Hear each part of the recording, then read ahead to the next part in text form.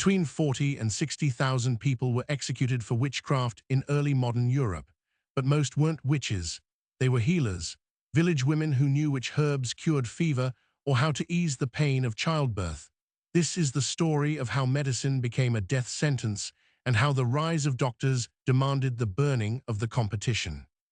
For centuries, these women were a community's first line of defense. So what changed? How did the village healer become its most wanted criminal? The answer lies in a perfect storm of pandemic panic, ruthless power grabs, and a propaganda war that would reframe healing hands as instruments of the devil. This is the real history of the witch trials, not a story of magic, but of medicine murdered. To understand the fall, you must first see the height. For most of the Middle Ages, the village wise woman was not an outcast. She was a cornerstone. In a world without hospitals, her knowledge was the difference between life and death. She was the midwife who delivered Barbies, the herbalist who mixed poultices for fever, the bone setter, and the counselor. Her remedies were passed down through generations: willow bark for pain, honey for wounds, mint for digestion. This was not witchcraft. This was community healthcare. This shift began not with a bang, but with a devastating, silent arrival. In 1347, a ship docked in Sicily carrying more than goods. It carried the Black Death. Within 5 years, it wiped out nearly half of Europe's population. The scale of the horror was unimaginable. Bodies piled in streets. Entire villages vanished. And in the terrified, grief-stricken silence that followed, a single, desperate question echoed: why? People needed someone to blame. The medical theories of the time were useless. Doctors spoke of bad air or imbalances in bodily humors. They wore beaked masks filled with herbs, but their bloodletting and purges did nothing. Meanwhile, the wise woman offered foxglove for heart palpitations or moldy bread for infected wounds, practical, sometimes effective, but utterly mysterious to the uneducated. In the glaring light of total societal collapse, that mystery began to look sinister. If she could cure with a secret herb, the panicked logic went, could she not also curse with a hidden poison? The healer's power was a double-edged sword, and fear began to sharpen the wrong edge.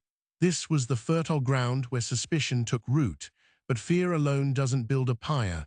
For that, you need institutions with something to gain. Enter two powerful forces that saw an opportunity in the chaos. The first was the church. For centuries, it had tolerated folk healing, but by the 1400s, its authority was being challenged. Reformers preached, people questioned. The church needed to consolidate its spiritual monopoly. What better way than to declare all unsanctioned magic, even healing, as a pact with the devil? They reframed the conversation. It wasn't about medicine versus no medicine. It was about God versus Satan. The second force was the emerging professional class of university-trained male physicians. Medicine was becoming a licensed, formal profession, and these men wanted to eliminate their competition. Who was their biggest competitor? The unlicensed, largely female healer who didn't charge university fees. A campaign began, not with torches, but with pamphlets and sermons, to paint these women as dangerous, ignorant, and in league with dark forces. The stage was now set. You had a traumatized population desperate for a scapegoat after the plague. You had a church eager to prove its authority by rooting out heresy. And you had a new professional class motivated to crush its rivals. All that was missing was the official handbook. It arrived in 1484, a date that would ignite the flames. Pope Innocent VIII issued a papal bull called Summis Desiderantes Effectibus. It decried the many persons of both sexes who were committing evils with devils, incubi, and succubi. More crucially, it authorized 2 German Dominican monks, Heinrich Kramer and Jacob Sprenger, to investigate these allegations. Their investigations became a book. 2 years later, they published the Malleus Maleficarum, the Hammer of Witches. This wasn't just a book, it was a deadly algorithm. It laid out, in meticulous, paranoid detail, how to identify, interrogate, and convict a witch. And it had a specific, misogynistic focus. One of its most infamous lines stated, "All witchcraft comes from carnal lust, which is in women insatiable." The Malleus identified healers as prime suspects. It argued that women who cured sickness were often merely suspending the disease, only to inflict it later at the devil's command. A successful cure could now be evidence of a deeper, more sinister contract. The book was a runaway bestseller, thanks to the new printing press, spreading its toxic blueprint across Europe. But here, the twisted part that sealed the healer's fate. The guidebook also created a profit model. Witch-finders, often con men or fanatics, could travel from town to town, charging fees for their expertise. Their payment was often a portion of the convicted witch's property. The more people you convicted, the richer you became. Justice became an industry, and the healer, often an independent woman with a small cottage and a garden of herbs, was now a walking piggy bank. So by the dawn of the 16th century, the perfect trap had been built. The healer was caught between a terrified populace, a dogmatic church, a greedy professional class, and a legal system incentivized to find her guilty. All it would take was a single spark in a single village. A child falls ill after receiving a herbal tonic. A cow dies mysteriously. A personal grudge seeks vengeance. That spark came over and over again. But one case, in a small Tuscan village, would show with chilling clarity how the machine of persecution worked, from a simple herbal remedy to a sentence of burning flesh. In 1594, in the Tuscan village of San Miniato, a 60-year-old woman named Costanza de Libiano found herself in a dungeon, accused of a crime she did not understand. Costanza was a remedium asterisk, a healer. She was also a devout Catholic and a nun. Her specialty was a common herb called betony. She would pick it, wash it like salad, crush it in a mortar, and give the juice to patients suffering from maladies for 3 to 5 days. For years, this was her service. Then, a patient died. That single death was the spark. Grieving relatives, maybe seeking meaning in their loss, maybe harboring an old grudge, pointed to Costanza's strange, solitary work with plants. They whispered to the local priest. The priest, armed with the doctrines of the asterisk Malleus Maleficarum asterisk, knew what to listen for. A woman living independently, using unorthodox methods. The accusation was formalized. Witchcraft. This is where the institutional machine, pre-oiled and waiting, engaged. Costanza was not judged by her neighbors. She was taken by the Holy Office of the Inquisition. Her interrogation followed the asterisk Malleus playbook perfectly. The inquisitors weren't interested in medical efficacy. They asked if she had made a pact with the devil. They asked about nocturnal meetings, about blasphemous rituals. Under relentless pressure, isolation, and the threat of torture, Costanza's reality fractured. To end the torment, she began to confess to the fantasies her interrogators described. Yes, she flew at night. Yes, she attended the witches' Sabbath. She gave them the script they wanted. But here's the devastating pivot. Her genuine healing work was then used as proof of her guilt. The inquisitors argued that her knowledge of betony could not asterisk be mere folk medicine. It was too effective. Therefore, it must be diabolical knowledge granted by Satan. In their logic, success was evidence of sin. Costanza was sentenced to death. She was one of 34 people executed in a single, 3-month frenzy in the region, a frenzy noted approvingly by the Protestant reformer John Calvin himself, who called it rooting out a plague-spreading conspiracy. A local healer using a common herb became a central figure in an imagined continent-wide plot. This was the accusation engine at work. Translate local tragedy into apocalyptic narrative. But the case of Costanza reveals an even darker economic trigger. When she was convicted, her modest possessions, her home, her tools, any savings were forfeit. This was standard procedure. The state and the church split the confiscated property. Suddenly, the motivation becomes crystal clear. A convicted witch wasn't just a spiritual threat. She was an asset. Her body burned, but her property funded the very institutions that condemned her. This financial incentive turned suspicion into a hunting economy. Professional witch finders emerged, like the infamous Englishman Matthew Hopkins, the self-styled witchfinder general. Hopkins didn't have a religious mandate. He had a business model. He would ride into a town gripped by fear, perhaps after a crop failure or an outbreak of disease, and offer his services. He was paid a fee per witch discovered. His methods were cruel theatrics. He used pricking to find the devil's mark, a spot on the body allegedly insensitive to pain. He'd use a retractable needle to fake the result. He practiced swimming, where the accused was bound and thrown in water. If they floated, which most people do, they were guilty because water rejected them. If they sank, they were innocent, but often drowned. It was a guaranteed conviction machine. And the numbers exploded. In 1 year alone, Hopkins was responsible for over 300 executions. He created a climate where accusing your neighbor became a way to settle debts, seize land, or eliminate rivals. The village healer, often a woman without a powerful husband or family, was the easiest and most profitable target. This was no longer about theology or plague panic. This was a predatory industry, and human lives were its raw material. The violence also began to mutate, revealing the deep misogyny at its core. The Malleus had declared women inherently more susceptible to demonic influence due to their insatiable carnal lust and weak intellect. This wasn't just medieval sexism, it was a legal and theological framework that made womanhood itself a risk factor. Midwives became particularly vulnerable.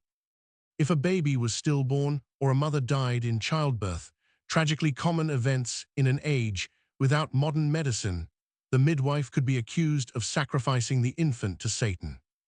The archetype of the witch was now complete, an older, often solitary woman, knowledgeable about herbs and the body, operating outside the control of both the male medical establishment and the patriarchal family structure.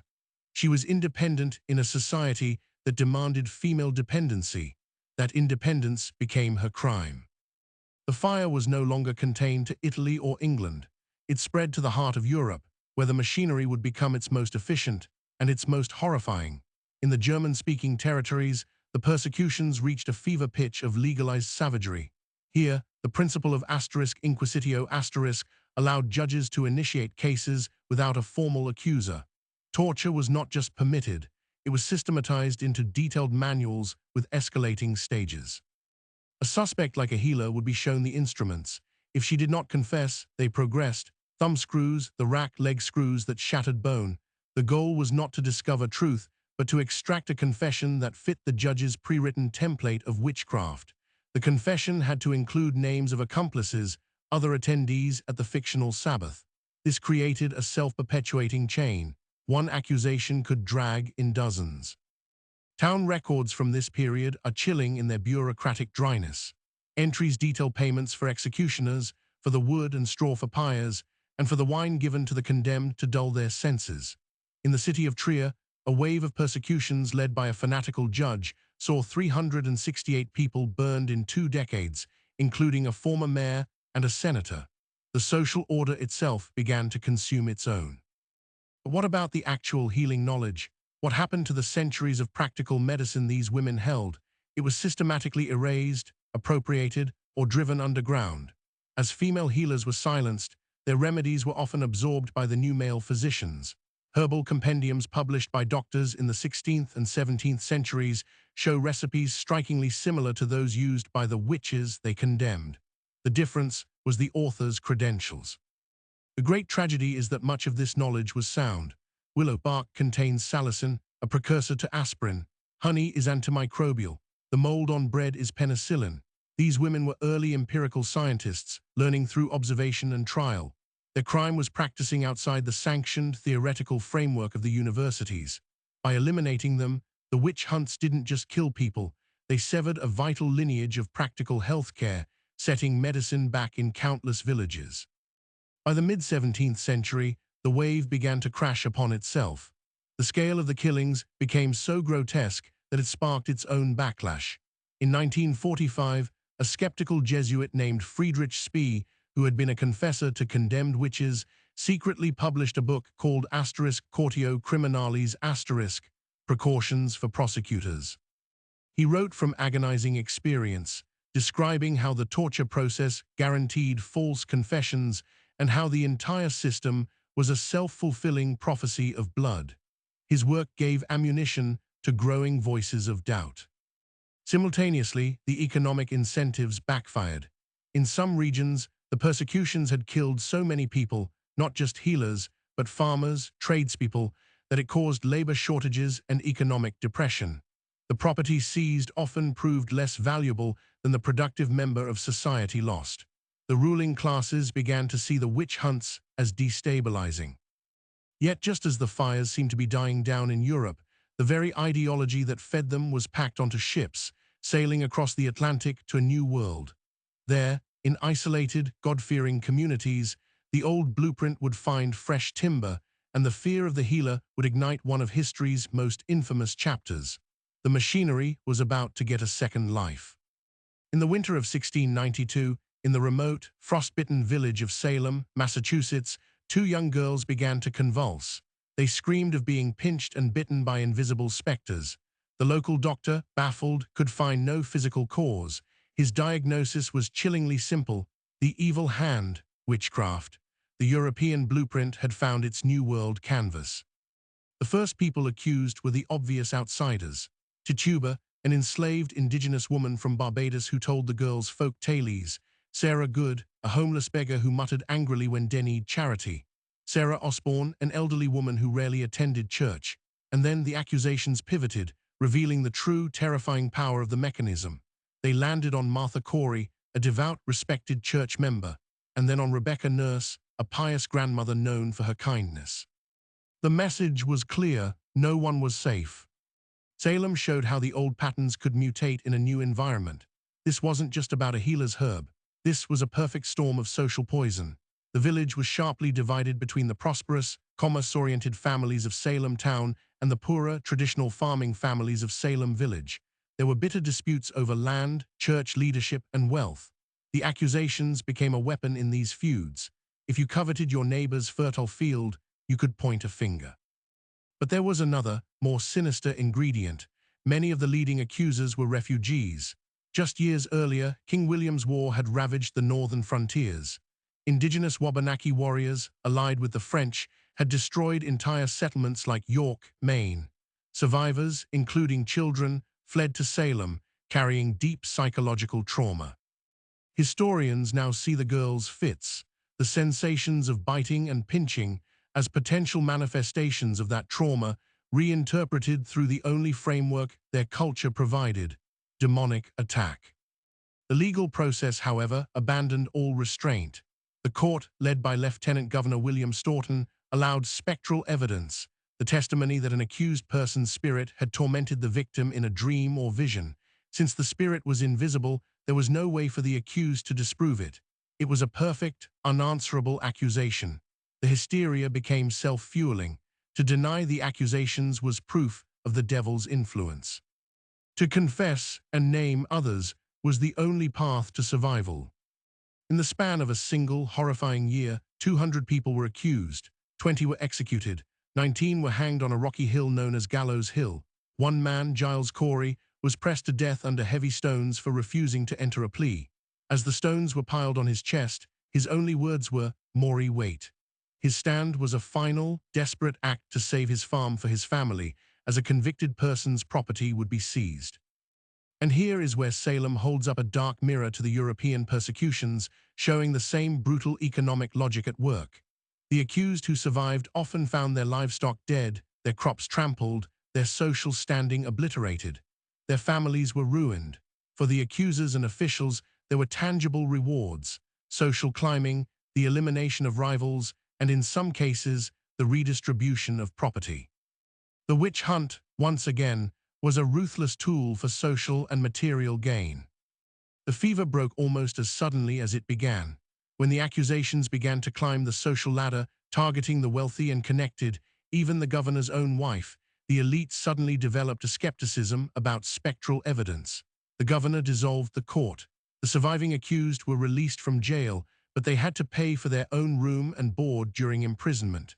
The final insult: they were billed for their chains. But to think Salem was an isolated American anomaly is to miss the frightening global picture. The same template was being applied across the world, wherever colonial or social upheaval created fear. In southern Africa, from the late 19th century onward, accusations of witchcraft skyrocketed. The context: the massive disruptions of colonialism, the imposition of cash taxes, and the migrant labor system that tore families apart. When young men left to work in mines and never returned, or when new diseases ravaged communities, the explanation was often witchcraft. Witch finders offered their services, often for a fee, leading to brutal killings, particularly of older women. This pattern reveals the core engine. Witchcraft accusations are not a primitive belief system. They are a social crisis response. They emerge fastest when the world becomes incomprehensible, during plague, war, economic collapse, or rapid social change. They provide a simple, satisfying answer: our suffering is not random fate or complex policy. It is the malicious intent of a hidden enemy. And that enemy is almost always someone within, yet on the margins, the healer, the independent woman, the outsider. And this is where the story makes its most disturbing pivot into the modern world, because the psychological architecture of the witch hunt never disappeared. It merely updated its vocabulary. Consider the AIDS crisis in the 1980s. A terrifying, new and poorly understood disease ravages communities.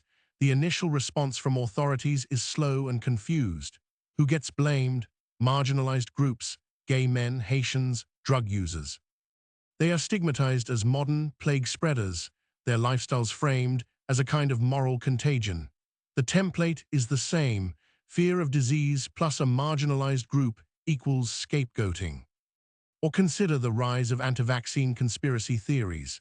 When a child becomes ill after receiving a routine vaccination, a temporal coincidence, not causation, the response in some communities mirrors the accusation against Costanza de Libiano. The modern healer, the doctor or scientist, is viewed with deep suspicion. Their knowledge is seen not as salvation, but as a sinister, profit-driven sorcery. Trust in institutions erodes, and the wise woman of YouTube, promoting unproven alternatives, gains a following, often while demonizing established medicine. The modern witch finder is no longer a man with a pricking needle. It is an algorithm. Social media platforms are perfect engines for amplifying fear, identifying scapegoats, and monetizing outrage.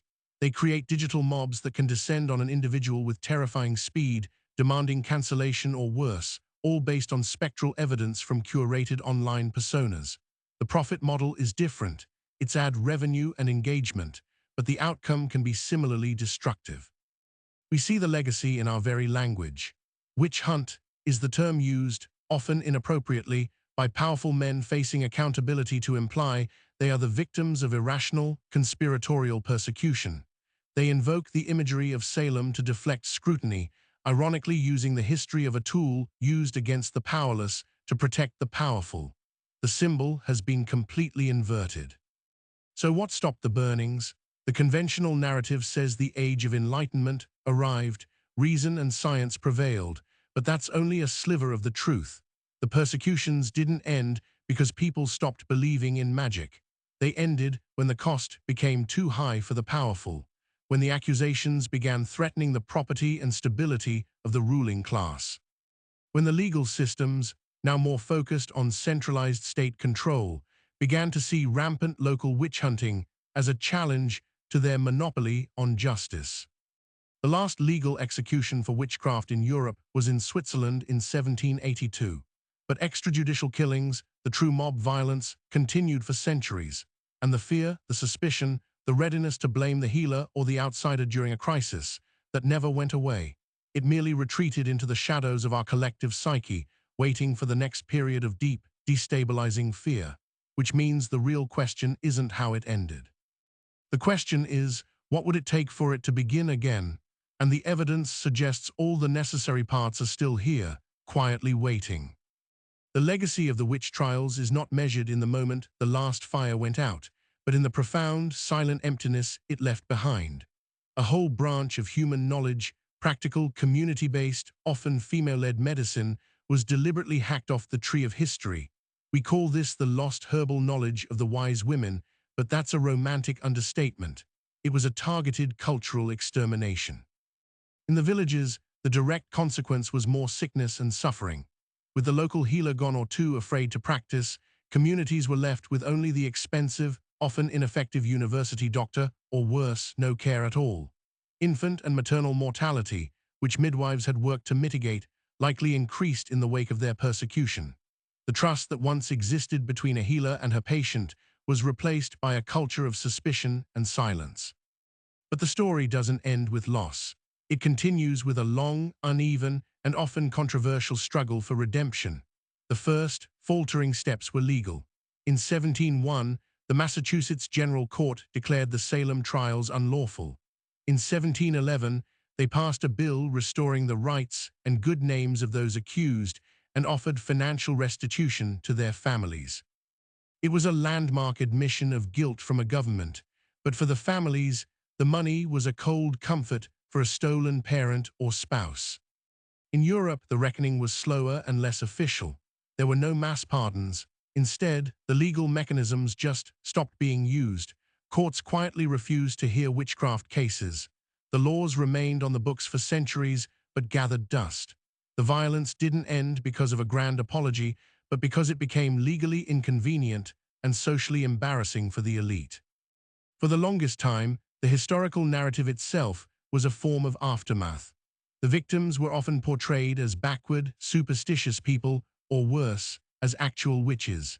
It wasn't until the 20th century, with the rise of social history and feminist scholarship, that the story was re-examined. Historians like Joseph Clates and Lyndall Roper began to piece together the economic, social, and gendered motives, shifting the focus from the supernatural fantasies of the accusers to the very human crimes of the persecutors. This brings us to the modern monuments, the physical attempts to grapple with this bloody past. In Salem, Massachusetts, a Sommer Memorial was dedicated in 1992, 300 years after the trials. It consists of a stone wall punctuated by 20 benches, each inscribed with the name of an executed person and the means of their death. In Germany, Switzerland, and Scotland, small plaques and stones have been placed in town squares where pyres once burned, often installed after persistent campaigning by local historians and women's groups. Yet these memorials are often controversial. They force a community to stare at a reflection of its own ancestral cruelty. In some places, proposals for memorials have been rejected for fear of dwelling on the past or harming town pride. This resistance itself is part of the aftermath, an unwillingness to fully accept the weight of what was done. And then there is the most unexpected form of restitution, science. In a cruel historical irony, modern pharmacology is now validating what the witch hunters destroyed. Ethnobotanists, scientists who study traditional plant uses, are racing to document remaining herbal knowledge before it disappears forever. They work with indigenous healers and scour ancient texts, discovering that many old wives' tales have a basis in biochemistry. The willow bark Gastanza and others used contain salicylic acid, the precursor to aspirin. The moldy bread poultices contained primitive antibiotics. Ergot, a fungus that grows on rye and has been implicated in some theories about the hallucinogenic symptoms in Salem, is also the source of compounds used in modern medicine to induce labor and treat migraines. The healers were early, intuitive pharmacologists. Their trial was not just a moral crime, but a massive setback for medical science. This leads to the final, surprising twist in our understanding. For decades, a powerful narrative, popularized by feminist writers in the 1970s, held that the witch hunts were a deliberate, coordinated campaign by the male medical establishment to eliminate female midwives and healers. While this contains a kernel of truth, competition was a factor. Modern historians view it as an oversimplification. The majority of those executed were not necessarily healers. They were often just ordinary people caught in the machinery. The real, more disturbing revelation is that the persecutors weren't just cynical elites. Often, they were true believers. Inquisitors, judges, and even the accusers in Salem were frequently motivated by a genuine, terrifying fear of the devil's power. They believed they were saving their communities from existential evil. This doesn't absolve them, but it forces us to confront a harder truth, that ordinary people, convinced they are doing right, can commit and systematize extraordinary evil. The banality of the bureaucracy met the fervor of the crusade. So what is the final accounting? The death toll between 40 and 60,000 is a number so large it becomes abstract. But each digit was a person, a Gastanza, a Rebecca nurse, a woman whose name is lost. It was a multi-century campaign that successfully pathologized female authority and independent knowledge. It embedded a deep suspicion of unconventional healing that echoes in our alternative medicine debates today. And it demonstrated, with brutal clarity, how easily fear can be weaponized into a tool for social control, profit, and genocide. The fires are out, the witch finders are gone, but the template remains etched into our society's operating system. Find a crisis, identify a marginalized group, amplify fear, and monetize the persecution. We see it in political demagoguery, in online smear campaigns, in the resurgence of conspiracy theories during pandemics. The healer is no longer at the stake, but the impulse to burn the unfamiliar, the independent, and the knowledgeable still flickers, waiting for its next oxygen. Which means the ultimate consequence of the witch trials isn't just a chapter in a history book. It's a warning, written in ash, that we are all responsible for recognizing the machinery when it starts to turn again. Our story ends not with a verdict from the past, but with a question for our present. So what do we do with this history? It's not enough to simply remember the victims as statistics of a more ignorant time. That distance lets us off the hook. The real lesson is in recognizing the architecture of a witch hunt, the blueprint that is never truly destroyed, only refurbished for a new era. It appears whenever we face a crisis we don't fully understand, and our fear seeks a simple, malevolent cause. It appears when institutions, seeking to consolidate power or profit, find it useful to direct that fear toward a marginalized group. And it appears when we, as individuals, are presented with the seductive, unifying narrative of a common enemy and choose to believe it without question. The healer was the original casualty of this machinery. Today, the target might be a different kind of outsider, the immigrant, the political dissident, the scientist with inconvenient data, or simply the person who lives differently online. The method changes, but the human psychology fueling it does not. This story, then, is not a dark fairy tale. It is a case study in societal fracture. It shows us that the line between a peaceful community and a mob holding torches is thinner than we dare admit. It is crossed not with a leap, but with a series of small, rationalized steps, a whisper of suspicion, an appeal to authority, a financial incentive, a legal justification. The memorials and the apologies are necessary, but the most meaningful tribute to the tens of thousands lost is vigilance. It is choosing to question the first convenient accusation during a panic. It is protecting the outsider when the crowd turns. It is valuing knowledge, even when it comes from unconventional sources. In a very real sense, we honor the healers of the past by refusing to let their fate become a template for our future. If this deep dive into the shadows of history made you think, then do me a favor. Hit that like button, it helps others find this story. Share your thoughts in the comments below. Where do you see the echoes of this pattern in our world today? And subscribe to the channel. We unravel a new story of power, fear, and forgotten truth every week. Because understanding how we broke the world before is the first step to keeping it whole tomorrow. Thanks for watching.